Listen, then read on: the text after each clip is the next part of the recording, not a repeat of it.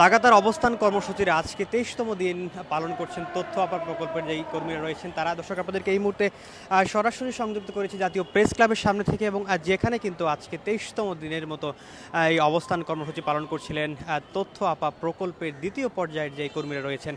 তাদের কিন্তু ২ দফা দাবি, সেই ২ দফা দাবি আদায় না হওয়া পর্যন্ত তাদের এই অবস্থান কর্মসূচি কিন্তু তারা চালিয়ে যাবেন, সেটি কিন্তু তারা বলছিলেন। তাদের যে ২ দফা দাবি সেগুলো হচ্ছে পদ সৃজনপূর্বক কর্মরত সকল জনবলকে রাজস্ব খাতে স্থানান্তর করা এবং কর্তনকৃত যেই বেতন এবং অন্যান্য ভাতাসমূহ সেগুলো ফেরত দেওয়া। এই ২ দফা দাবিতেই কিন্তু তারা ২৩ দিন যাবত অবস্থান করছিলেন, এবং তারা কিন্তু যেই অবস্থান এই গত ঈদেও, অর্থাৎ যে ঈদুল আজহা গিয়েছে কিছুদিন আগে, সেই ঈদুল আজহাতেও তারা এই অবস্থান ধরে রেখেছিলেন, এবং তারা বলছিলেন তাদের এই দাবি যতক্ষণ না পর্যন্ত আদায় হচ্ছে ততক্ষণ পর্যন্ত কিন্তু তাদের এই লাগাতার অবস্থান কর্মসূচি চালিয়ে যাবেন।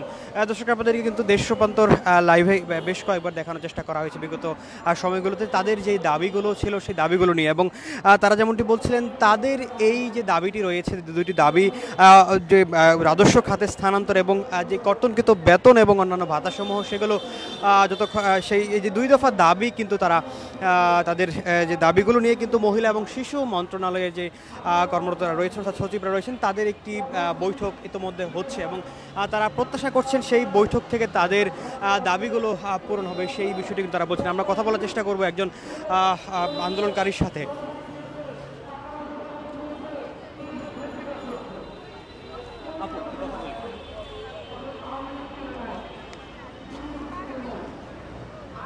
এখন কি অবস্থায় আছে আপনাদের, এবং আপনি বলছেন বৈঠক হচ্ছে, বৈঠক হচ্ছে করবো? হ্যাঁ, আমাদের উপদেষ্টা মহোদয়ের সাথে মিটিং চলছে আমাদের প্রধান কার্যালয়ে। সেখানে আমাদের ১৫-২০ সদস্যের এক কমিটি সহ তারা মিটিংয়ে বসছে। আমাদের সহকর্মীদের সাথে তাদের বিভিন্ন বিষয়ে আলোচনা চলছে, কিন্তু এখনো ফাইনাল ডিসিশন আমাদেরকে কিছু জানানো হয়নি। আমাদের কোনো সিদ্ধান্ত জানালে আমরা জানাতে পারবো আপনাদের সবাইকে।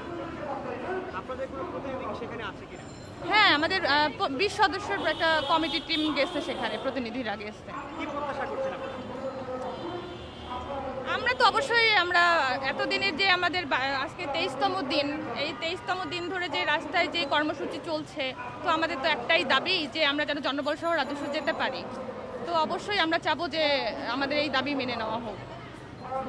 দর্শক শুনছিলাম আসলে একজন আন্দোলনকারীর কথা, তিনি যেমনটি বলছিলেন তাদের এই বিষয়টি নিয়ে, অর্থাৎ তাদের আন্দোলনের যে বিষয়টি রয়েছে ২ দফা দাবি, সেই ২ দফা দাবির বিষয়ে কিন্তু এই মুহূর্তে মহিলা এবং শিশু বিষয়ক মন্ত্রণালয়ে কিন্তু বৈঠক চলছে, এবং তাদের প্রতিনিধিরাও কিন্তু সেখানে রয়েছেন, সেই বিষয়টি কিন্তু তিনি নিশ্চিত করেছেন, এবং তারা প্রত্যাশা করছেন তাদের যেই দাবিগুলো সেগুলো পূরণ করে নেওয়া হবে। এবং তারা কিন্তু আজকে ২৩তম দিনের মতো এই প্রেস ক্লাবের সামনে অবস্থান করছিলেন, এবং আমরা কথা বলেছিলাম বেশ কয়েকজন আন্দোলনকারীর সাথে। তারা বলছিলেন নারী হিসাবে কিন্তু তাদের এখানে রাস্তায় থাকাটা কিন্তু বেশ দুরূহ হয়ে যাচ্ছে, এবং তারা ২৩তম দিন বিশেষ করে ঈদের সময়ও তারা এখানে ছিলেন।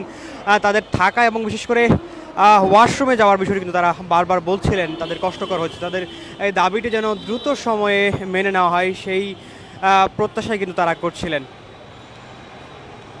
দর্শক মূলত ২ দফা দাবিতে এখানে অবস্থান করছেন আজকে ২৩তম দিনের মতো মহিলা এবং শিশু বিষয়ক মন্ত্রণালয়ের যে অধীনে তথ্য আপা প্রকল্পের দ্বিতীয় পর্যায়ের যে কর্মরত কর্মীরা রয়েছেন তারা কিন্তু ২৩তম দিনের মতো আজকে প্রেস ক্লাবের সামনে অবস্থান করছেন, এবং তারা বলছিলেন তাদের এই লাগাতার অবস্থান কর্মসূচিটি মূলত তাদের যে ২ দফা দাবি, সেই ২ দফা দাবির প্রেক্ষিতেই মূলত তাদের এই জনবলকে, অর্থাৎ দ্বিতীয় পর্যায়ে যারা নিয়োগপ্রাপ্ত হয়েছিলেন তথ্য আপা প্রকল্পের সেই দ্বিতীয় পর্যায়ের কর্মীদেরকে যেন দ্রুত সময়ের মধ্যে রাজস্ব খাতে স্থানান্তর করা হয়। একই সাথে তাদের যেই কর্তন করা হয়েছে বেতন এবং উৎসব ভাতা সহ বিভিন্ন বিষয় সেগুলো যেন দ্রুত সময়ে ফেরত দেওয়া হয়, সেই দাবি মূলত তাদের ২টি দাবি। সেই দাবিতে তারা প্রেস ক্লাবের সামনে অবস্থান করছেন আজকে ২৩তম দিনের মতো।